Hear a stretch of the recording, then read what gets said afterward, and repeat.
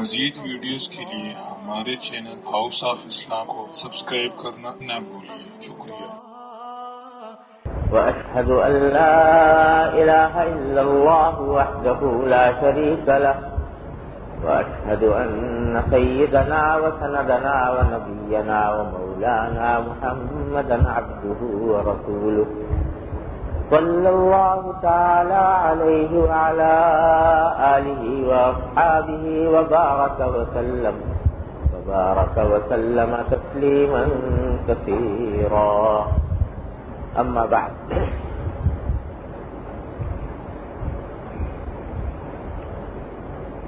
پچھلے 2 ہفتوں میں ایک حدیث کا بیان چل رہا تھا جو حضرت انس رضی اللہ تعالیٰ عنہ سے مروی ہے، اور اس میں رسول کریم سرور عالم صلی اللہ علیہ وسلم نے یہ ارشاد فرمایا مسلمانوں سے کہ آپس میں بغض نہ رکھو ایک دوسرے سے، اور ایک دوسرے سے حسد نہ کرو، ایک دوسرے کو پیٹھ دکھا کر اعراض نہ کرو، اللہ کے بندے بن جاؤ، آپس میں بھائی بھائی ہو کر۔ اسی حدیث کو حضرت ابو ہریرہ رضی اللہ تعالیٰ عنہ نے بھی روایت کیا ہے۔ اس میں ایک فقرہ اور ہے، جتنے فقرے میں نے ابھی آپ کو سنائے اس کی تشریح اور تفسیر پچھلے 2 ہفتوں میں الحمدللہ بقدر ضرورت ہو گئی ہے۔ تیسرا فقرہ حضرت ابو ہریرہ رضی اللہ تعالیٰ عنہ نے روایت کیا ہے اسی حدیث میں کہ رسول کریم صلی اللہ علیہ وسلم نے فرمایا کہ لا تباغضوا ولا تنافسوا، ایک دوسرے سے بغض نہ رکھو، یہ تو اس حدیث میں بھی تھا۔ دوسرا لفظ جو اس میں نیا ہے وہ ہے ولا تنافس، یعنی ایک دوسرے سے ریس نہ لگاؤ، دنیا کے معاملات میں ایک دوسرے سے ریس نہ لگاؤ، یعنی ایک دوسرے سے آگے بڑھنے کی حرص نہ کرو۔ یہ ایک ایسی بنیادی بیماری کی طرف نبی کریم صلی اللہ علیہ وسلم نے ارشاد نے رہنمائی فرمائی ہے جو در حقیقت بغض اور حسد پیدا کرنے کا ذریعہ بنتی ہے، اور وہ ہے حرص، دنیا کی حرص، طمع، لالچ، جس میں ہر وقت انسان اس ادھیڑ بن میں رہے، اس سوچ میں رہے کہ فلاں شخص کو دنیا کی یہ دولت مل گئی ہے، میں بھی اس کو حاصل کروں یا اس سے آگے بڑھ جاؤں، فلاں مجھ سے آگے نکل گیا ہے میں اس سے آگے نکل جاؤں، فلاں نے ایسا مکان بنا لیا میں بھی ایسا بناؤں، فلاں نے ایسے کپڑے پہن لیے میں بھی ایسے پہنوں، فلاں نے ایسی گاڑی لے لی میں بھی ایسی گاڑی لے لوں۔ یہ حرص، اور دونوں میں ذرا سا سمجھنے کی بات ہے کہ ایک اللہ تبارک و تعالی نے مباح جائز چیزیں، جو چیزیں جائز کی ہیں ان کے اوپر کوئی پابندی نہیں لگائی۔ کوئی آدمی اگر اپنی راحت کے لیے، اپنی خوشی کے لیے پیسہ خرچ کرے اور اس کے ذریعے کوئی ایسی چیز خریدے جو اس کی راحت اور آرام کی ہو، خوشی کی ہو، تو اللہ تبارک و تعالیٰ نے اس پر کوئی پابندی نہیں لگائی۔ اگر اللہ نے تمہیں استطاعت دی ہے اور کسی کا حق مارے بغیر، کوئی ناجائز کام کا ارتکاب کیے بغیر اگر تم کوئی دنیا کی راحت، نعمت، خوشی حاصل کر سکتے ہو، اللہ تعالیٰ کے نے اس کے اوپر کوئی پابندی عائد نہیں کی، کوئی ناجائز قرار نہیں دیا۔ ناجائز جو بات ہے، جو بیماری کی بات ہے، وہ یہ کہ مقصد یہ نہیں ہے کہ مجھے راحت ملے یا مجھے خوشی حاصل ہو، مقصد یہ ہے کہ دوسرے سے آگے بڑھ جاؤں، دوسرا جیسا ہو جاؤں یا دوسرے سے آگے بڑھ جاؤں، اپنی خواہش نہیں، اپنی طلب ذاتی نہیں، اور نہ ذاتی ضرورت ہے، نہ ذاتی خواہش ہے، نہ ذاتی طلب ہے، نہ ذاتی راحت ہے، لیکن فکر یہ ہے کہ دوسرا جو ہے وہ زیادہ آگے بڑھ گیا ہے دولت میں، دنیا کے ساز و سامان میں بھی اس کے برابر پہنچ جاؤں یا اس سے آگے بڑھ جاؤں. یہ ہے بری بات. حضرت حکیم الامت مولانا تھانوی قدس اللہ تعالیٰ سرہ نے ایک بڑی کام کی بات ارشاد فرمائی ہے اس سلسلے میں، جو ہر مسلمان کو پیش نظر رکھنی چاہیے. مکان کے بارے میں فرمایا کہ مکان آدمی ایسا بھی بنا سکتا ہے معمولی سا، اچھا بھی بنا سکتا ہے، بہت اچھا بھی بنا سکتا ہے. تو حضرت نے فرمایا کہ اس کی کچھ مختلف درجات ہیں. ایک درجہ ہے مکان کا رہائش، یعنی رہائش کے قابل ہو کہ آدمی اس میں سو سکے، آرام رہ سکے، جھونپڑی ڈال لے، اس کا چھپر بنا لے، کچا مکان بنا لے، بغیر پلاسٹر کا مکان بنا لے، رہائش ہو جائے گی اس میں. تو شریعت نے اس کے اوپر کوئی پابندی نہیں لگائی. دوسرا درجہ اس کا ہے آسائش، یعنی صرف رہائش ہی نہیں کہ بس آدمی زندہ رہے اس میں، بلکہ آرام سے زندہ رہے، آرام سے رہے. تو یہ بھی جائز ہے. جیسے مثلاً رہائش تو ایک جھوپڑی میں بھی ہو سکتی ہے، پھوس کے چھپر میں بھی ہو سکتی ہے، کچے مکان میں بھی ہو سکتی ہے، لیکن آدمی پکا مکان بنا لے کہ اس میں آرام ہو، راحت ہو، بار بار چھت نہ ٹپکے بارش کے اندر، گرمی سردی سے حفاظت رہے، وغیرہ وغیرہ. تو یہ آسائش. تو آسائش کا کوئی کام کر لے آدمی تو یہ بھی شریعت کی طرف سے جائز ہے، اس میں کوئی گناہ نہیں. تیسرا درجہ ہے آرائش، یعنی آسائش نہیں بلکہ آرائش، یعنی زیب و زینت. فرض کرو مکان بنایا آپ نے، پکا مکان بنایا، اور ایسا نہیں ہے کہ جو برسات میں گر جائے کی چھت، بلکہ پکا ہے، لیکن اس کے اوپر رنگ روغن نہیں کیا، پلاسٹر کر دیا، رنگ روغن نہیں کیا، یا پلاسٹر بھی نہیں کیا، تو رہ تو اس میں بھی سکتے ہیں، آرام اس میں بھی مل جائے گا. لیکن آرائش نہیں، زیب و زینت نہیں. تو آدمی یہ دیکھ کر کہ بھئی میں گھر میں داخل ہوں گا تو ذرا صاف ستھرا نظر آئے، اچھا نظر آئے مکان، تو اس واسطے میں پیسے خرچ کر کے اس کے اوپر رنگ روغن بھی کرا لوں. تو حضرت فرماتے ہیں کہ اپنے دل کو خوش کرنے کے لیے اگر کوئی آرائش کرے تو یہ بھی کوئی گناہ نہیں، بشرطے کہ حلال مال سے ہو اور کسی کا حق نہ مارے آدمی. یہ بھی جائز ہے. تو رہائش بھی جائز، آسائش بھی جائز، آرائش بھی جائز. ایک چوتھا درجہ ہوتا ہے، وہ ہے نمائش، لوگوں کو دکھانا کہ میں نے ایسا شاندار مکان بنایا ہے کہ ساری کراچی میں اس کی نظیر نہیں ہے، ساری بستی میں اس کی مثال نہیں ہے، تاکہ نام ہو، نمود ہو، لوگوں کے اندر شہرہ ہو جو فلاں نے کیسا مکان بنایا. اس غرض کے تحت اگر کوئی کام کرو گے تو چاہے وہ جائز اور حلال مال سے کرو تو بھی وہ ناجائز ہے اور گناہ ہے. تو دیکھو اللہ تعالیٰ نے کتنی آسانیاں پیدا فرمائی، کتنے درجے ہمارے لیے حلال کر دیے. رہائش بھی جائز، آسائش بھی جائز، آرائش بھی جائز.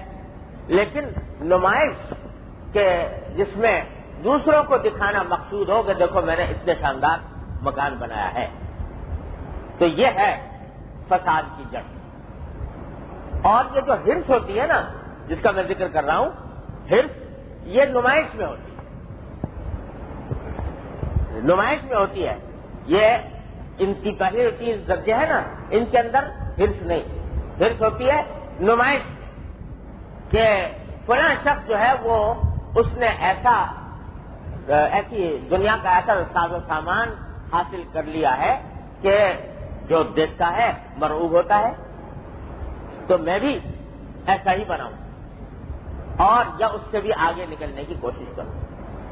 یہ ہے نمائش، اور اس نمائش کے اندر ہرس جو منع ہے اور جو بہت بڑی بیماری ہے. اور اگر دیکھو تو جتنی بیماریاں میں نے پہلے بیان کی ہیں، بغض ہو یا حسد ہو، تو یہ بغض اور حسد پیدا ہی اس لیے ہوتا ہے کہ ایک آدمی ہرس کر رہا ہے کہ میں اس جیسا ہو جاؤں، وہ آگے بڑھ گیا تو حسد دل میں پیدا ہونے لگا. تو یہ اس کی بنیاد بھی یہ بسا اوقات یہ ہرس ہوتی ہے. اور یہ حرص ایسی چیز ہے کہ کسی بھی مرحلے پر ختم نہیں ہوتی. یاد رکھو، اگر یہ حرص پیدا ہو گئی تو کسی بھی مرحلے پر ختم نہیں ہوتی. کتنا ہی تمہارے پاس مال و دولت آ جائے، کتنا ہی ساز و سامان اکٹھا ہو جائے، کتنی ہی نعمتوں سے تم سرفراز ہو جاؤ، لیکن اگر دل میں یہ حرص کا جذبہ ہے تو کسی مرحلے پر قرار نہیں آئے گا. اس واسطے کہ کتنا ہی اونچا بنا لو، اس سے بھی اونچی کوئی چیز نظر آ جائے گی. تو اب حرص پیدا ہوگی کہ یہ حاصل کرو. یہ جو میں نے درجے بتائے آپ کو حضرت حکیم الامت کے بیان کیے ہوئے، یہ صرف مکان کے ساتھ خاص نہیں ہے، کپڑے میں بھی ہے، جوتے میں بھی ہے، اور اپنے سواری میں بھی ہے، ہر کام میں ہے. یہ سب درجے ہیں. اللہ نے اگر حلال مال دیا ہے، حلال مال ہے، اور اس میں قرضہ نہیں کرنا پڑتا اور لوگوں کا حق پامال نہیں کرنا پڑتا، تو اس میں یہ جتنے درجے ہیں یہ تم حاصل کرتے رہو. اللہ تعالیٰ کو کوئی برا نہیں لگتا. یہ حاصل کرو اور شکر ادا کرو اللہ تبارک و تعالیٰ. حدیث میں نبی کریم صلی اللہ علیہ وسلم نے فرمایا کہ ان اللہ یحب ان یرا اثر نعمتی ہی علی عبدہ، کہ اللہ تعالیٰ اس بات کو پسند فرماتے ہیں کہ اپنے بندے کو جو نعمت اللہ نے عطا فرمائی ہے اس کے آثار اس کے وجود پر نظر آئیں. جب اللہ نے پیسہ دیا ہے تو پھر اس کے اثرات اس کے جسم پر بھی نظر آئے کہ اس نے اس پیسے کو حلال طریقے سے اچھا کپڑا پہننے میں استعمال کیا، اپنے دل کو خوش کرنے کے لیے. تو اللہ تعالیٰ اس کو پسند کرتے ہیں. یہ کوئی گناہ کی بات نہیں. لیکن گناہ کی بات یہ ہے کہ آدمی کے اندر وہ جوع البقر پیدا ہو جائے، وہ بھوک پیدا ہو جائے کہ جو کسی بھی مرحلے پر ختم نہ ہو. آج آپ نے بہت کوشش کر کے، محنت کر کے، حلال حرام ایک کر کے کسی ایک آدمی کے جیسی دولت حاصل کر لی، اس جیسا مکان بنا لیا، اس جیسا کپڑے پہننے شروع کر دیے، لیکن جب وہ کر لیے تو چلتے ہوئے کوئی اور نظر آ گیا، یہ اس سے بھی اونچا ہے، تو اب اس کی خواہش پیدا ہو جائے گی کہ یہ حاصل کرو. اس تک پہنچو گے تو اور کوئی نظر آ جائے گا، اس کی خواہش پیدا ہو جائے گی. تو یہ بھوک کبھی مٹنے والی نہیں، یہ پیاس کبھی بجھنے والی نہیں اگر حرص دل میں پیدا ہوگی دنیا کی. اس کو نبی کریم صلی اللہ علیہ وسلم فرما رہے ہیں کہ یہ اس حرص سے بچو، اپنے اطمینان کو، اپنی راحت کے لیے جو عمل کرنا چاہتے ہو کر لو اور حلال طریقے سے کر لو. باقی حرص کے بنیاد پر کوئی کام نہ کرو. یہ جو آج کل چل پڑا ہے فیشن کی اتباع، فیشن، یہ وہی حرص والی بات ہے. نمائش میں حرص، یعنی جب تک فیشن نہیں تھا کسی چیز کا اس وقت تک دل میں کوئی خواہش نہیں تھی اس کی، وہ زیادہ اچھا بھی اتنا نہیں لگتا تھا. لیکن اچانک فیشن چل پڑا کسی خاص کپڑے کا، کسی خاص لباس کا، کسی خاص طریقہ کار کا، تو اب اس کو اچھا بھی لگنے لگا اور اس کی حرص بھی پیدا ہونے لگی، اس کی خواہش بھی پیدا ہونے لگی. تو فیشن کی بنا پر کوئی بات نہ کرو، بلکہ اپنے راحت اور اپنے آرام کے لیے جو کچھ کر سکتے ہو وہ کر. یہ ہے ایک بڑا باریک فرق کہ آدمی یہ کام حرص کی وجہ سے نہ کرے بلکہ اللہ تبارک و تعالیٰ کی دی ہوئی نعمت کو اپنے راحت میں استعمال کرنے کے لیے کرے. یہ بڑا باریک فرق ہے، لیکن ہر ایک کی سمجھ میں آسانی سے نہیں آتا کہ میں یہ اپنی راحت کے لیے کر رہا ہوں یا حرص کے لیے کر رہا ہوں. اور اسی لیے ضرورت پڑتی ہے کسی شیخ کی جو رہنمائی کرے کہ تم جو یہ اقدام کر رہے ہو حقیقت میں حرص ہے. حدیث میں نبی کریم صلی اللہ علیہ وسلم فرماتے ہیں، حدیث قدسی، کہ اللہ تبارک و تعالیٰ نے فرمایا کہ اگر آدم کے بیٹے کو ایک پوری وادی سونے سے بھری ہوئی مل جائے تو وہ چاہے گا کہ اب میرے پاس 2 وادیاں ہو جائیں، اور 2 وادیاں ہو جائیں سونے سے بھری ہوئی تو چاہے گا کہ تیسری مل جائے. اور پھر ایسا جملہ ارشاد فرمایا کہ لا یملأ جوف ابن آدم الا التراب، آدم کے بیٹے کا پیٹ سوائے مٹی کے کوئی اور چیز نہیں بھر سکتی. اس کا پیٹ تو اس وقت بھرے گا جب قبر میں جائے گا اور مٹی اس کے پیٹ کو بھرے گی، اس وقت پیٹ بھرے گا. اس سے پہلے پیٹ نہیں بھرتا، حرص کا پیٹ نہیں بھرتا. ہاں اللہ تبارک و تعالیٰ قناعت عطا فرما دے، حرص کی ضد ہے قناعت، وہ عطا فرما دے تو قناعت جس کو اللہ تعالیٰ نے عطا فرما دی وہ ساری دنیا میں سب سے زیادہ مالدار، سب سے زیادہ غنی وہ ہے جس کو اللہ نے قناعت عطا فرمائی۔ قناعت کے معنی یہ ہے، قناعت کے معنی یہ ہے کہ جائز اور حلال طریقے سے مجھے جو کچھ مل رہا ہے میں اس پر مطمئن،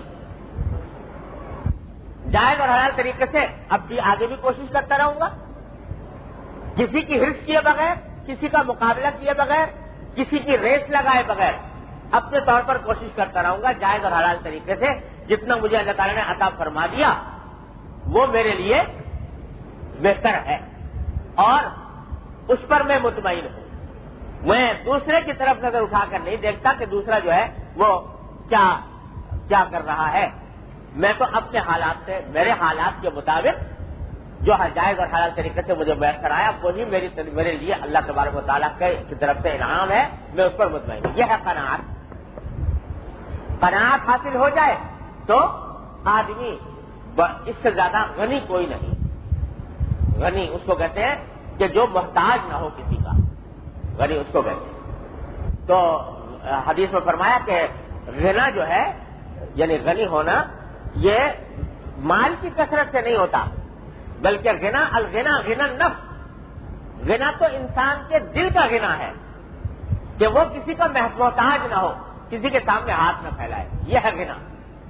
تو ایک شخص جو اگر جھونپڑے میں بھی رہتا ہے اور یہ دیکھتا ہے کہ میرے حالات کے مطابق اللہ نے مجھے جھونپڑا جو دیا وہ اللہ تعالیٰ کا شکر ہے، بہتر ہے، مجھے اس میں آرام ہے اور میں کسی کا محتاج نہیں، تو اس جھونپڑے کے اندر اس کو جو راحت نصیب ہوگی، اس میں جو سکون ملے گا وہ اس دولت مند کو محلات میں بھی نہیں مل سکتا جو ہر وقت اس فکر میں مبتلا ہے اور گھل رہا ہے کہ میں اور دولت کہاں سے کما لوں اور کس طرح کما لوں۔ اب جو آدمی ہر وقت اس فکر میں گھل رہا ہے، عالیشان محل میں بیٹھا ہے، آسائش اور آرام کے سارے وسائل میسر ہیں، لیکن دل میں یہ غم اس کو گھلائے جا رہا ہے کہ میں فلاں سے کمتر ہوں اور مجھے اس جیسا ہونا ہے یا اس سے آگے نکلنا ہے، تو جب اس کے دل میں یہ طوفان مچا ہوا ہے اس طلب کا، تو وہ غنی تو نہ ہوا، وہ تو محتاج ہے اس بات کا کہ اس جیسا ہو جائے، تو وہ تو غنی نہیں۔ غنی وہ ہے کہ جو کچھ اللہ تبارک و تعالیٰ نے عطا فرمایا اس کے اوپر قناعت کرے، اس کے سوا انسان کے لیے راحت کا کوئی اور راستہ نہیں، کوئی راستہ نہیں، کتنا ہی تم دولت جمع کر کے دیکھ لو، لیکن کوئی راستہ سکون حاصل کرنے کا، آرام حاصل کرنے کا کوئی اور راستہ قناعت کے سوا نہیں ہے۔ اور اس لیے مومن کا کام یہ ہے کہ وہ اپنے حالات کا جائزہ لے، اپنے کو دیکھے، میرے حالات کے مطابق جائز حلال طریقے سے مجھے اللہ نے یہ عطا فرمایا، الحمدللہ میرے لیے یہی کائنات ہے اور یہی نعمت ہے میرے لیے۔ ہاں جائز حلال طریقے سے اور حاصل کرنے کی بھی کوشش کر لوں گا، اللہ نے اس پر بھی کوئی پابندی عائد نہیں کی، لیکن جو کچھ عطا ہو جائے گا اس پر مطمئن ہوں گا، یہ ہے قناعت۔ ہمارے حضرت والا حضرت ڈاکٹر صاحب قدس اللہ تعالیٰ کے روح شعر بھی بہت اچھا کہتے تھے، تو ایک شعر انہوں نے کہا ہے کہ موضوع کے اوپر، اور واقعہ یہ ہے کہ اگر انسان اس کو اپنا لائعمل بنا لے تو بہت سے جھنجھٹوں سے نجات پا جائے۔ فرمایا کہ مجھ کو اس سے کیا غرض، کس جام میں ہے کتنی میں، مجھ کو اس سے کیا غرض، کس جام میں ہے کتنی میں، میرے پیمانے میں لیکن حاصل میں خانہ ہے۔ دوسرے لوگ کے پاس کیا ہے کیا نہیں ہے، مجھے اس سے کیا غرض، اللہ نے کسی کو زیادہ دیا کسی کو کم دیا، بہت سے ایسے ہیں جو مجھ سے بھی کم ہیں، بہت سے ایسے ہیں جو مجھ سے زیادہ ہیں، یہ تقسیم اللہ کی ہے، وہی جانتا ہے کہ کس کو کتنا دینا ہے، کس کے لیے کتنا مناسب ہے۔ مجھ کو اس سے کیا غرض، کس جام میں ہے کتنی میں، میرے پیمانے میں لیکن حاصل میں خانہ ہے، جو کچھ مجھے اللہ تعالیٰ نے عطا فرما دیا وہ میرے لیے حاصل ہے، میرے لیے نعمت وہی، یہ ہے قناعت۔ اور جب یہ قناعت حاصل ہو جائے تو اس سے بڑی دولت اس کائنات میں کوئی اور نہیں۔ میری آنکھوں نے دیکھے ہیں وہ کروڑ پتی اور ارب پتی کہ جن کو دیکھ کر لوگ رش کریں کہ ان کے پاس محلات ہیں، ان کے پاس گاڑیاں ہیں، ان کے پاس سامان ہے، ان کے پاس نوکر چاکر ہیں، حشم ختم ہے. لیکن بے چینی کا عالم یہ ہے کہ رات کو نیند نہیں آتی، سو نہیں سکتے، اس واسطے کہ دل میں ایک فکر لگی ہوئی ہے. کبھی فکر یہ لگی ہوئی ہے کہ جو حاصل ہے وہ چھن نہ جائے، اور کبھی یہ فکر لگی ہوئی ہے کہ مجھ سے فلاں آگے بڑھ گیا ہے، اس تک کیسے پہنچوں. تو بتاؤ وہ دولت کس کام کی جو آدمی کو میٹھی نیند بھی نہ چلا سکے؟ وہ دولت کس کام کی جو انسان کو راحت اور سکون عطا نہ کر سکے؟ اور ایسے بھی دیکھیں اللہ کے بندے کہ بظاہر معمولی سے حالات میں ہے، لیکن اللہ تعالیٰ نے وہ غنا عطا فرمایا ہے اور وہ سکون و راحت بخشی ہے کہ بڑے بڑے دولت مند اس کے آگے ہیج ہے. یہ قناعت کی بدولت. اسی لیے نبی کریم صلی اللہ علیہ وسلم نے یہ دعا تلقین فرمائی کہ یہ دعا مانگا کرو. خود بھی مانگتے تھے آپ اور ہمیں بھی تلقین فرمائی، یہ دعا مانگا کرو کہ اللہم قنعنی بما رزقتنی. یہ پیغمبر ہی مانگ سکتے ہیں یہ دعا. اللہم قنعنی بما رزقتنی وبارک لی فیہ واخلف علی کل غائبۃ لی منک بخیر. کیا کہ اللہ جو کچھ آپ نے مجھے عطا فرمایا ہے اس پر مجھے قناعت عطا فرما. یہ بھی اللہ سے مانگنے کی چیز ہے. یہ بھی اللہ سے مانگو کہ اللہ جو کچھ آپ نے مجھے عطا فرمایا ہے آپ کا رزق، وہ اس رزق پر مجھے قناعت عطا فرما دیجئے. ایک تو یہ دعا کی کہ قناعت عطا فرما، اور پھر دعا یہ کی کہ وہ بارک لی تھی، اور جو کچھ عطا فرمایا اللہ میرے لیے اس میں برکت ڈال دیجئے. یہ ایسی چیز ہے برکت کہ اس کی الفاظ کے ذریعے تعریف نہیں کی جا سکتی کہ برکت کیا چیز ہوتی ہے. برکت عجیب و غریب چیز ہے. جب اللہ تبارک و تعالیٰ برکت عطا فرماتے ہیں تو تھوڑی چیز کے اندر بھی وہ راحت اور وہ لذت اور وہ کیف اور وہ سرور عطا فرما دیتے ہیں جو کروڑ پتیوں کو بھی اور ارب پتیوں کو بھی حاصل نہیں. اور اگر برکت نہ ہو تو شاندار محلات میں اور مال و دولت کے خزانوں میں بھی انسان کو راحت نصیب نہیں ہوتی. برکت نام یہ صرف اللہ جل جلالہ کی عطا ہے. برکت دیکھو آپ نے تجربہ کیا ہوگا زندگی میں انسان کو ایسے واقعات بکثرت پیش آتے ہیں کہ بعض اوقات چیز تو تھوڑی سی تھی لیکن اس سے کام بہت نکل گئے اور اس سے فائدہ بہت پہنچ گیا. یہ ہے برکت کہ چیز تھوڑی ہے مگر فائدہ زیادہ پہنچا گئی. بعض اوقات تھوڑا کھانا کھایا لیکن اس سے لذت اور اس سے قوت بہت زیادہ حاصل ہو گئی، اور بہت کھانا کھایا اب بیمار پڑ گئے. تو بہت کھانا کھایا، کھانا تو بہت تھا لیکن بیمار پڑ گئے تو اس کے جو فائدہ تھا کھانے کا وہ حاصل نہ ہوا، برکت نہیں ہوئی. اور تھوڑا کھانا کھایا اور تھوڑا کھانا کھانے کے اندر لذت بھی ملی اور قوت بھی ملی، صحت بھی حاصل ہوئی. یہ برکت ہے. تو تھوڑے چیز میں زیادہ برکت حاصل ہوگی. آپ نے دیکھا ہوگا بعض اوقات تھوڑی سی نیند ہوئی لیکن ایسی بھرپور ہوئی کہ آدمی کی طبیعت چاق و چوبند اور تازہ ہو گئی. اور بعض اوقات گھنٹوں کی نیند ہوئی لیکن ایسی بے قید کہ اٹھنے کے بعد بھی آدمی ہے بیکار اور کوئی تازگی نہیں، تھکا ماندہ. تو زیادہ تو ہے نیند مگر اس کا فائدہ حاصل نہیں ہوا کہ آدمی کو تازہ کر دیتی، نشاط پیدا کر دیتی، وہ حاصل نہ ہوا. تو بے برکت نیند ہے اور چھوٹی سی نیند ہے لیکن اس کے اندر آدمی کو راحت مل گئی، آرام مل گیا، تازہ دم ہو گیا تو برکت ہو گئی. تھوڑی سی چیز میں تھوڑی تنخواہ ملی لیکن اس تھوڑی تنخواہ کے اندر اللہ تبارک و تعالیٰ نے کام بہت نکال دیے. کوئی بیماری نہ آئی کہ ڈاکٹر کو فیس دینی پڑے، کوئی ایسی پریشانی کھڑی نہیں ہوئی کہ جس کے اندر تنخواہ جو ہے بلا وجہ ضائع ہو. تھوڑے تنخواہ کے اندر کام بن گیا. یہ ہے تنخواہ میں برکت.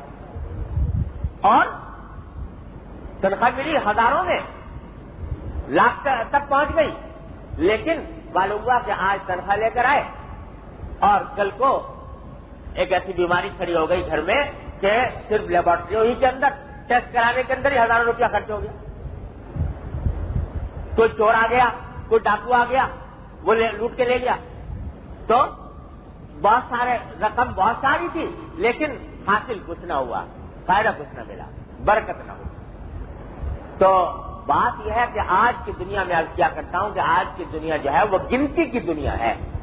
آدمی گنتی گنتا ہے کہ میرے پاس کتنے پیسے ہیں اور کتنا بینک بیلنس ہے، کتنی تنخواہ ملتی ہے اور کتنا میں نے اثاثہ جمع کر رکھا ہے. یہ بینک بیلنس، یہ گنتی کا کاروبار کرتا ہے. یہ نہیں دیکھتا کہ اس گنتی کے ذریعے فائدہ کتنا حاصل ہو رہا ہے. اللہ تبارک و تعالیٰ نے حلال کے اندر یہ خاصیت رکھی ہے کہ اس میں برکت ہوتی ہے. اللہ تعالیٰ کی طرف تھوڑا پیسہ ہوگا لیکن فائدہ ذرا پہنچائے گا. اور حرام کے اندر خاصیت نے یہ رکھی ہے کہ وہ اس کے اندر برکت نہیں ہوتی. اسی لیے قرآن کریم میں فرمایا یمحق اللہ الربا ویربی الصدقات. اللہ تعالیٰ ربا کو فنا کرتے ہیں، مٹاتے ہیں، سود کو مٹاتے ہیں اور صدقات کو بڑھاتے ہیں. بظاہر صدقہ دیا آپ نے کسی کو، اپنی گرہ سے پیسے ہی گئے نا، لیکن وہ جو گئے وہ جتنے رہے ان کے اندر اتنی برکت پیدا کر دیں گے کہ اس سے جو فائدہ حاصل ہوگا، اس سے جو راحت ملے گی وہ اس جانے والے پیسے بھی نہ دے سکتے. تو اللہ تبارک و تعالیٰ نے یہ نظام بنایا ہے. برکت محض اللہ جل جلالہ کی عطا ہے. یہ بازار سے خریدی نہیں جاتی، پیسے دے کر خریدی نہیں جاتی، یہ کسی کی خوشامد کر کے حاصل نہیں کی جاتی. یہ محض دینے والے کی عطا ہے. اس لیے نبی کریم صلی اللہ علیہ وسلم دعا میں فرما رہے ہیں اللہم کننی بما رزقتنی، اے اللہ جو کچھ آپ نے مجھے رزق دیا اس کے اوپر مجھے قناعت عطا فرمائیے، وبارک لی فیہ، اور اس میں برکت عطا فرمائیے. اور دیکھو کیا اچھی، یہ پیغمبر ہی مانگ سکتا ہے دعا جو آخری جملہ فرمایا وَاخْلُفْ عَلَىٰ كُلِّ غَائِبَةٍ لِّي مِنْكَ بِخَيْرٍ. کیا مطلب کہ اللہ بہت سی چیزیں تو آپ نے مجھے عطا فرما دی ہیں اور بہت سی چیزیں ایسی ہیں جو نہیں ہے میرے پاس نہیں ہے. ایسی بھی ہے کہ دل میں خواہش پیدا ہوئی تھی لیکن نہیں ملی، ایسی بھی ہے جن کا خیال ہی نہیں آیا تھا مگر نہیں ہے. تو جو چیزیں میرے پاس نہیں ہیں ان کے بدلے میں مجھے ان سے اچھی چیز عطا فرما دی. وَاخْلُفْ عَلَىٰ كُلِّ غَائِبَةٍ لِّي مِنْكَ بِخَيْرٍ. جو کچھ میرے پاس نہیں ہے اس سے بہتر دولت مجھے عطا فرما دی. اب بتاؤ کہ جو نہیں ہے انسان کے پاس اس کی اگر فہرست بنائے انسان کیا کیا نہیں ہے میرے پاس، تو انسان بنا نہیں سکتا کہ کیا کیا چیز میرے پاس نہیں ہے. نبی کریم صلی اللہ علیہ وسلم نے اس دعا کے ذریعے ان تمام چیزوں کے بدلے جو نہیں ہے فرمایا کہ اس سے بہتر مجھے دولت عطا فرما دیجیے. اور وہ دولت ظاہر ہے کہ ان سب سے بہتر دولت اس دنیا میں نہیں مل سکتی. یا تو اگر مل سکتی ہے تو یہ قناعت کی دولت ہے، اور یا پھر آخرت میں اس کا اجر و ثواب ہے، وہ اجر و ثواب ہے، وہ عطا فرما دیجیے. یہ دعا فرمائی نبی کریم صلی اللہ علیہ وسلم. یہ ہر مسلمان کو مانگنی چاہیے. اللہم قنعنی بما رزقتنی وبارک لی فیہ. اے اللہ آپ نے اگر عربی الفاظ یاد نہ ہو تو اردو میں مانگ لیا کریں کہ اللہ جو کچھ آپ نے عطا فرمایا ہے اس پر قناعت مجھے عطا فرمائیے اور اس میں برکت ڈال دیجیے، اور جو چیز میرے پاس نہیں ہے اس کے بدلے میں اس سے بہتر چیز مجھے عطا فرما دیجیے. بتاؤ اگر یہ دعا قبول ہو جائے، اگر یہ دعا قبول ہو جائے تو دنیا آخرت دونوں میں مجھے تو الحمدللہ 2 وقت روٹی میسر آ جاتی ہے. بہت سے ایسے ہیں جن کو کھانے کو نہیں ملتا. ان کی طرف نگاہ کرو، اپنے سے کمتر کی طرف نگاہ کرو تو کیا ہوگا کہ جو کچھ نعمت میسر ہے اس کی قدر ہوگی، اس پر اللہ تعالیٰ کا شکر ادا کرو گے، اور قدر ہونے کے نتیجے میں یہ حرص پیدا نہیں ہوگی. اللہ تبارک و تعالیٰ کا شکر ادا کرنے کی توفیق ہوگی. اور اپنے سے اونچے آدمی کو دیکھو گے جس کے پاس دنیا ہم سے زیادہ ہے تو پھر ہمیشہ مصیبت ہی میں رہو گے کہ کبھی بھی اس تک پہنچ نہیں پاتے اور تکلیف میں ہمیشہ بھولتے رہو. ایک بزرگ ہیں عون ابن عبداللہ، وہ فرماتے ہیں کہ میں جب شروع میں ہمیشہ اپنے سے زیادہ جو اپنے دولت مند قسم کے لوگ ہیں ان کے پاس اٹھتا بیٹھتا تھا، جو مالدار لوگ ہیں ان کے ساتھ اٹھنا بیٹھتا تھا. تو فرماتے ہیں فلم ارى احدا اکثر ہما منی، تو میں نے مجھ سے زیادہ مغموم اور رنجیدہ کوئی نہیں. کیوں کہ ارى ثوبا خیرا من ثوبی وفرسا خیرا من فرسی، جہاں جاتا ہوں اپنے کپڑے سے بہتر کپڑے پہنے ہوئے آدمی ملتا ہے، اپنے سواری سے بہتر سواری رکھنے والا ملتا ہے. تو ہمیشہ غم میں رہتا تھا کہ اس کا زیادہ ہے، میرے پاس کچھ بھی نہیں. بعد میں کہتے ہیں کہ جالست الفقراء، بعد میں میں نے کم مال دولت والے لوگوں کے پاس اٹھنا بیٹھنا شروع کیا. کہتے ہیں فاسترحت، تو الحمدللہ آرام آ گیا کہ اب جس کو بھی دیکھتا ہوں تو اپنی حالت اس سے بہتر نظر آتی ہے کہ الحمدللہ اس سے بہتر ہوں، تو آرام آ گیا. تو جب تک حرص میں مبتلا رہو گے دنیا کی تو ہمیشہ رنج کی آگ میں جلتے رہو گے، اور کبھی یہ بھوک ختم نہیں ہوگی، کبھی یہ پیاس مٹے گی نہیں. اور اگر اپنے سے کمتر کی طرف نگاہ کرو گے تو انشاءاللہ قناعت حاصل ہوگی، قناعت حاصل ہوگی تو نفس کا غنا حاصل ہوگا، نفس کا غنا حاصل ہوگا جو شکر کی توفیق ہوگی، اللہ تعالیٰ کا شکر ادا کرو گے اللہ اور دیں گے. کیونکہ فرمایا لئن شکرتم لازیدنکم، اگر تم شکر کرو گے میں اور دوں گا. اور جب آدمی حرص میں مبتلا ہوتا ہے تو حرص کے نتیجے میں ہمیشہ ناشکری میں رہتا ہے کہ مجھے تو ملا نہیں، جو ملنا چاہیے تھا وہ نہیں ملا، تو ناشکری میں رہتا. ناشکری کا انجام جو ہے وہ ہمیشہ خراب ہوتا ہے. اس لیے نبی کریم صلی اللہ علیہ وسلم نے یہ حکم، یہ ہدایت عطا فرمائی کہ لا تنافسوا، ایک دوسرے کی حرص نہ کرو اور اس میں آگے بڑھنے کی فکر نہ کرو. اللہ تبارک و تعالیٰ اپنی رحمت سے یہ بیماری ہمارے دلوں سے ختم فرما دے. آج یہ حلال حرام ایک ہو رہے ہیں، رشوت کا بازار گرم ہے. کیوں ہے؟ اس لیے ہے کہ اپنی طرف سے جو منصوبے ریز کرنے کے بنائے ہوئے ہیں حرص کرنے کے، وہ حلال طریقے حلال آمدنی سے پورے نہیں ہوتے. جب حلال سے نہیں ہوتے تو حرام کی طرف، اور کبھی رشوت لے رہا ہے آدمی، کبھی دھوکہ دے کر پیسے کما رہا ہے، کبھی چوری کر کے کما رہا ہے. ہزار طریقے سے دنیا طلبی کی فکر کی جا رہی ہے. اس وجہ سے یہ سب کام ہو رہا ہے. اگر اللہ تعالیٰ سے نجات دے دے اور قناعت عطا فرما دے تو یہ سب بیماریاں ہمارے معاشرے کی دور ہو جائیں.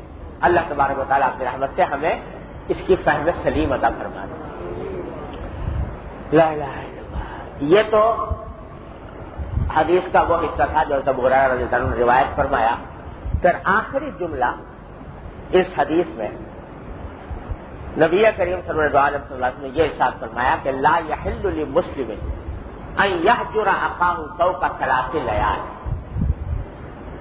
کہ کسی مسلمان کے لیے حلال نہیں ہے کہ وہ اپنے بھائی کو سے قطع تعلق کرے، اس کا بائیکاٹ کرے 3 راتوں سے زیادہ. یہ مسئلہ اکثر و بیشتر لوگوں کو معلوم ہے کہ بھئی 3 دن سے زیادہ کسی مسلمان سے قطع تعلق نہیں کرنا چاہیے، اور یہ حدیث میں حکم دیا گیا ہے. اس کا مطلب سمجھ لینے کی ضرورت ہے. بعض لوگ یہ سمجھتے ہیں کہ اس کا مطلب یہ ہے کہ اگر بہت دنوں تک کسی سے نہ ملے تو یہ قطع تعلق کے گناہ میں مبتلا ہو گئے. ایسا نہیں ہے.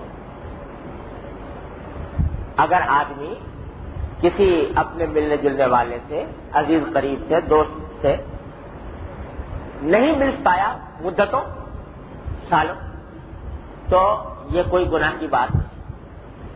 کسی سے آپ کی طبیعت نہیں ملتی، کسی سے آپ کا مزاج نہیں ملتا، اور اس واسطے آپ اس سے زیادہ اٹھنا بیٹھنا نہیں رکھتے، تو اس میں بھی کوئی حرج نہیں. اللہ تعالیٰ نے طبیعت مزاج الگ الگ بنائے ہیں انسان کے، تو کسی کو اس بات کا مکلف نہیں کیا کہ اپنی طبیعت کے خلاف ضرور بہت زیادہ اٹھنا بیٹھنا رکھو ایسے آدمیوں سے جن سے طبیعت نہیں ملتی مت ملو.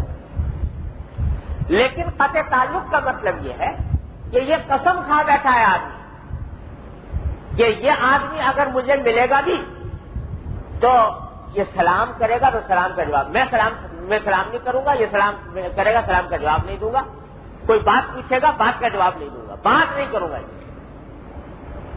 تو یہ بات چیت کا سلسلہ بالارادہ منقطع کر دینا، یہ ہے قطع تعلق، جس کو حدیث میں فرمایا کہ 3 دن سے زیادہ کسی مومن کے لیے حلال نہیں کہ وہ اپنے کسی مسلمان بھائی سے اس قسم کا قطع تعلق کرے۔ اور فرمایا کہ وَخَيْرُهُمَ الَّذِي يَبْدَأُ بِالسَّلَامِ،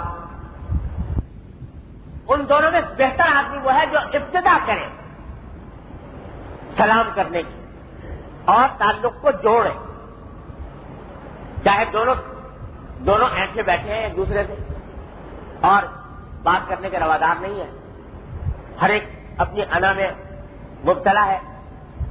فرمایا کہ ان میں جو شخص اپنی انا کو قربان کر کے دوسرے سے پہل کر لے گا بات چیت کرنے میں، سلام کرنے میں اور بات چیت کرنے میں، فرمایا کہ وہ ان دونوں میں بہتر آدمی ہوگا اور اللہ تبارک و تعالیٰ کے ہاں اجر و ثواب کا مستحق ہے۔ تو جتنی بھی رنجشیں دنیا کے اندر پیدا ہوتی ہیں، ان رنجشوں کی وجہ سے اپنے کسی مسلمان بھائی سے اس طرح کا تعلق کر لینا کہ بات چیت کرنا بھی گوارا نہ ہو۔ اس کو دیکھا تو منہ پھیر لیا، اس نے کوئی بات پوچھی جواب نہیں دیا اور اس بات کا اہتمام کیا کہ میں اپنی طرف سے اس سے بات نہ کروں، تو یہ بالکل ناجائز ہے حدیث کی تصریح کے مطابق۔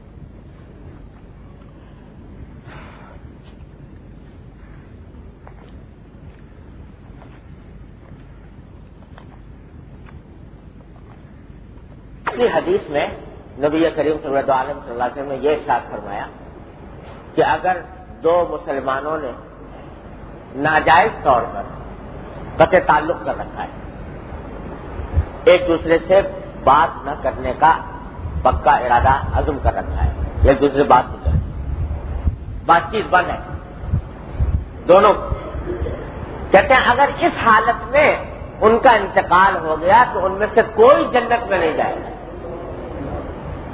یہ لفظ ہے حدیث کے کہ ماتا علی صرامہما لم يدخل الجنت جمیعا، اگر وہ اسی قطع تعلق کی حالت میں مر گئے تو جنت میں نہیں جائیں گے، دونوں جنت میں جائیں گے۔ اور اگر کوئی شخص پہلی پہل کر لے تو فرمایا کہ اس پہل کرنے والے کو خاص اجر ملے گا انشاءاللہ تعالی۔ تو اگر کہیں کسی کے ساتھ اس قسم کا معاملہ ہے، بات چیت بند ہے دونوں طرف سے، تو بظاہر شیطان یہ بہکاتا ہے کہ بھئی میں کیوں پہل کروں، وہ کیوں نہ آئے، میں کیوں اپنے آپ سے سر جھکاؤں، میں اپنی کیوں ناک نیچی کروں، اور یہ شیطان بہکاتا رہتا ہے اور اسی پر اللہ بچائے عمر گزر جاتی ہے۔ حضور اقدس صلی اللہ علیہ وسلم فرما رہے ہیں اس حالت میں اگر موت آ گئی تو دونوں میں سے کوئی جنت میں نہیں جائے گا۔ ارے کیا انا ہے اور کیا اپنی بات نیچی کرنا ہے، اللہ کی خاطر، اللہ کو راضی کرنے کی خاطر اپنی بات نیچی کر دو، اور ذرا سا جو یہ انا کا بت ہے اس کو پاش کر دو اللہ کے لیے کہ اللہ تعالیٰ راضی ہوں گے، اللہ کو راضی کرنے کے لیے، اور جا کر پہل کر لو سلام کرنے کی، تو اللہ تبارک و تعالیٰ کی رحمت سے ایک عظیم اجر کے مستحق باؤ ہے۔ لیکن یہ سمجھ لیجیے گا کہ یہ جو ممانعت ہے قطع تعلق کی، یہ اس وقت ہے جبکہ کوئی دنیاوی رنجش اس کا سبب بنی ہو، تب ہے منع۔ لیکن اگر فرض کرو کہ کوئی دینی وجہ ہے اور اس کی وجہ سے کوئی استاد ہے وہ طالب علم سے بات چیت بند کر دیتا ہے، شیخ ہے وہ اپنے مرید سے کر دیتا ہے، باپ ہے اپنے بیٹے سے کر دیتا ہے تاکہ اس کی اصلاح ہو، تو یہ اس میں داخل نہیں، یہ جائز ہے اصلاح کے خاطر۔ اور میں نے آپ کو کچھ عرصہ پہلے واقعہ سنایا تھا کہ غزوہ تبوک کے موقع پر حضرت کعب بن مالک رضی اللہ تعالیٰ عنہ جو غزوہ تبوک میں نہیں جا سکے تھے، نبی کریم صلی اللہ علیہ وسلم نے ان سے سب لوگوں تمام صحابہ کو کہا کہ کوئی ان سے بات نہ کرے.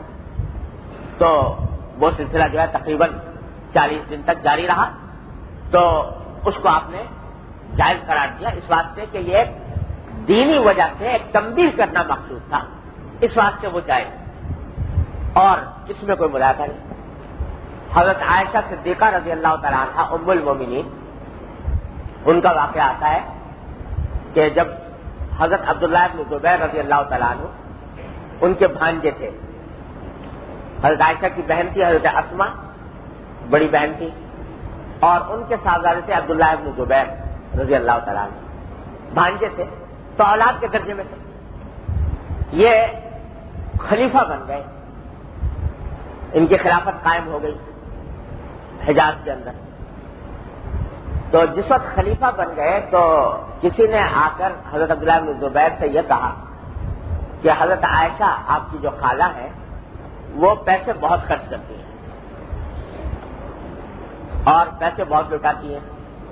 حضرت عائشہ رضی اللہ تعالیٰ کو اللہ تعالیٰ نے سخاوت عطا فرمائی تھی تو وہ بہت خرچ کرتی تھی غریبوں پر، لوگوں پر، اور بعض اوقات جیسا کہ حلال طریقہ ہے تو اپنی ذات کے اوپر بھی خرچ کر لیتی ہو.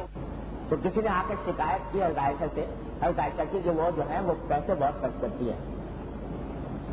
تو عبداللہ بن زبیر رضی اللہ عنہ نے خلیفہ سے بن گئے تھے اس وقت. تو انہوں نے کہا کہ حضرت عائشہ میں ان سے کہوں گا کہ وہ ایسا نہ کرے، اتنے پیسے زیادہ خرچ نہ کیا کریں، احتیاط سے کام لیں. اور اگر انہوں نے یہ سلسلہ بند نہ کیا تو میں سرکاری طور پر ان پر پابندی عائد کر دوں گا، ان کے اوپر پابندی عائد کر دوں گا سرکاری طور پر کہ وہ زیادہ خرچ نہ کیا کریں. حضرت عائشہ صدیقہ رضی اللہ تعالیٰ عنہ کو جا کے کسی نے کہا کہ عبداللہ بن زبیر یہ کہہ رہے ہیں. حضرت عائشہ کو بڑا رنج ہوا کہ میری اولاد کے درجے میں اب خلیفہ بن گئے ہیں تو اب میرے اوپر یہ پابندی عائد کریں گے کہ میرے اخراجات کے اوپر، تو میری اولاد کے برابر اور ایسی بات کہہ رہے. کہا کہ اگر یہ بات انہوں نے کہی ہے تو پھر میں ان سے کلام نہیں کروں گی، بات نہیں کروں گی، بلکہ قسم کھا لی کہ میں کلام نہیں کروں گی. حضرت عبداللہ بن زبیر کو جب پتہ چلا تو ان کو بڑی تشویش ہوئی. اس وقت کہہ تو گئے تھے بات کہ میں پابندی عائد کر دوں گا، لیکن ظاہر حضرت عائشہ رضی اللہ تعالیٰ عنہا ایک تو طرف ام المومنین ہے اور دوسری طرف ان کی ایسی خالہ ہے جو بالکل ماں کے درجے میں. تو ان کی ناراضگی سے بڑی تشویش ہوئی کہ کس طرح بہت انہوں نے پیغام بھیجے کہ میں ملنا چاہتا ہوں. حضرت عائشہ نے جواب میں پھیلا دیا کہ نہیں، میں نہیں ملوں گی، میں تمہارے سے بات نہیں کروں، تم نے ایسی بات نہیں. آخر کار انہوں نے کچھ لوگوں کو بیچ میں ڈالا. تو ایک صحابی تھے حضرت مسور بن مخرمہ رضی اللہ تعالیٰ عنہ، ان سے کہا کہ آپ کو سفارش کر دیں. انہوں نے سفارش کی، عائشہ پھر بھی نہیں مانی. تو ایک مرتبہ ہیلا کیا. حضرت مسور بن مخرمہ اور ایک اور صحابی تھے، دونوں نے حضرت عائشہ صدیقہ رضی اللہ عنہا سے وقت مانگا کہ ہم آپ سے ملنا چاہتے ہیں. حضرت عائشہ نے کہا کہ ٹھیک ہے آ جائیے. جب یہ جانے لگے تو عبداللہ بن زبیر بھی ان کے ساتھ لگ گئے. اجازت مانگی تھی مسور بن مخرمہ اور ایک اور صحابی تھے انہوں نے، لیکن ساتھ میں عبداللہ بن زبیر بھی ساتھ لگ گئے.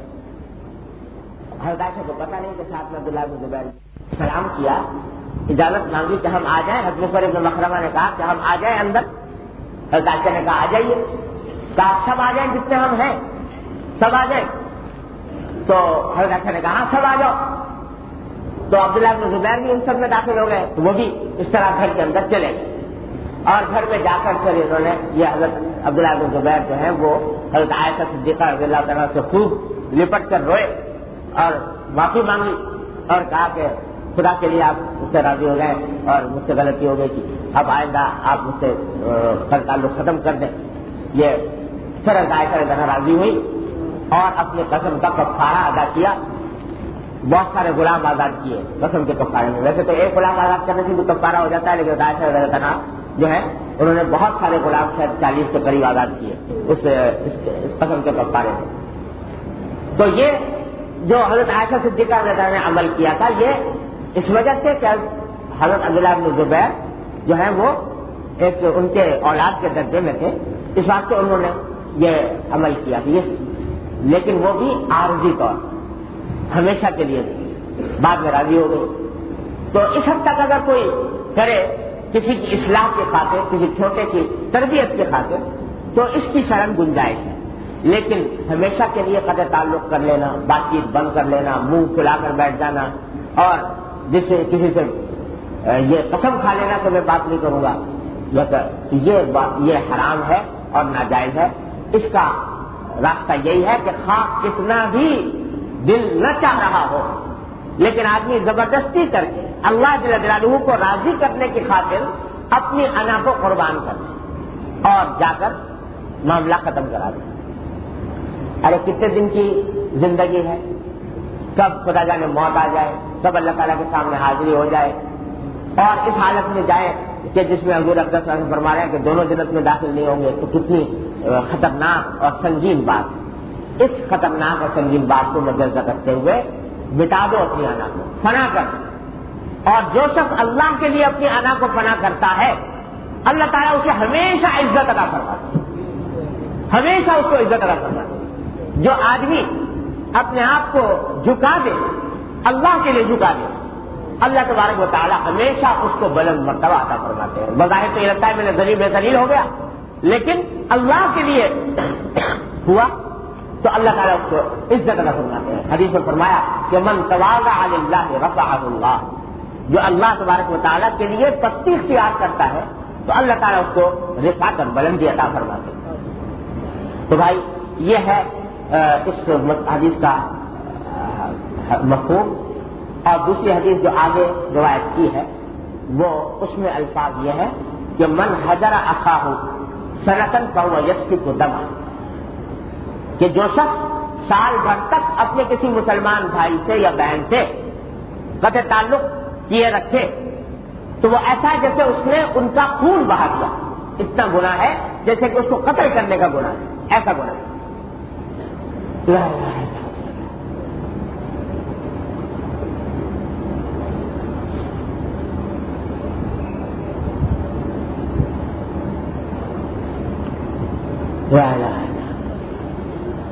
اگلی حدیث بھی اسی سے متعلق ہے۔ ابو ہریرہ رضی اللہ تعالیٰ روایت فرماتے ہیں ان رسول اللہ صلی اللہ علیہ وسلم قال تفتح ابواب الجنة يوم الاثنين ويوم الخميس فيغفر لكل عبد لا يشرك بالله شيئا الا رجل كانت بينه وبين اخيه شحناء فيقال انظروا هذين حتى يصطلحا۔ رسول کریم صلی اللہ علیہ وسلم نے ارشاد فرمایا کہ پیر کے دن اور جمعرات کے دن جنت کے دروازے کھولے جاتے ہیں۔ پیر کے دن اور جمعرات کے دن جنت کے دروازے کھولے جاتے ہیں اور ہر اس بندے کی مغفرت کی جاتی ہے جو اللہ کے ساتھ کسی کو شریک نہ ٹھہراتا، یعنی مومن۔ مطلب اس کا دوسرے احادیث کی روشنی میں یہ ہے کہ پیر کے دن اور جمعرات کے دن جنت کے دروازے کھولے جاتے ہیں، اور جتنے لوگوں نے اس عرصے میں اپنے گناہوں سے توبہ مانگی ہو تو اللہ تعالیٰ ان سب کی توبہ قبول کر کے ان کی مغفرت فرما دیتے ہیں۔ تو یہ پیر کا دن اور جمعرات کا دن مغفرت کا دن ہے، اسی لیے بہت سے بزرگوں کا معمول تھا کہ ان دنوں کے اندر استغفار اور توبہ کا خاص اہتمام فرما دیتے ہیں، پیر کے دن اور جمعرات کے دن، کیونکہ یہ دن خاص طور پر اللہ تبارک و تعالیٰ کی طرف سے مغفرت کے دن ہے، اور اس میں جو توبہ قبول کی جائے تو اللہ تبارک و تعالیٰ قبول فرماتے ہیں۔ تو فرمایا کہ اس عرصے میں جتنے لوگوں نے توبہ کی ہوئی ہوتی ہے تو اللہ تعالیٰ ان کی مغفرت فرما دیتے ہیں، جنت کے دروازے ان کے لیے کھول دیتے ہیں۔ البتہ فرمایا کہ وہ شخص جس کی کسی اپنے مسلمان بھائی سے دشمنی ہو، یہی دشمنی قطع تعلق کر رکھا ہے اور عداوت پر تلا ہوا ہے، تو فرماتے ہیں کہ ان کے بارے میں اللہ تعالیٰ ارشاد فرماتے ہیں کہ انذروا هذین حتی یصطلحا، یہ دو آدمی جو آپس میں دشمنی کر رہے ہیں ایک دوسرے کی، یا ایک دوسرے سے قطع تعلق کیے ہوئے ہیں، یا دشمنی پر آمادہ ہیں، ایک دوسرے کو نقصان پہنچانے پر آمادہ ہیں، ان کی مغفرت ابھی نہیں ہوگی۔ یہ کتنی توبہ کر لیں ان کی مغفرت ابھی نہیں ہوگی جب تک کہ یہ آپس میں صلح نہ کر لیں، اس وقت تک ان کی مغفرت کو روک دیا گیا اس کو مؤخر کرو ان کی مغفرت کو یہاں تک کہ ان کی آپس میں صلح ہو جائے. تو اتنی خطرناک بات کہ اور سب کی مغفرت ہو رہی ہے, توبہ اور استغفار قبول ہو رہے ہیں, لیکن دشمنی رکھنے والوں کی دعا کی مغفرت نہیں کی جا رہی, ان کی توبہ اور استغفار قبول نہیں کیا جا رہا. اللہ تعالیٰ ہر مسلمان کو اس سے محفوظ رہنے کی توفیق عطا کرے. اچھا بھائی, آج یہیں پر بس کرتے ہیں. اگلی حدیث جو آئے گی ذرا لمبا تھوڑا بیان چاہے گی.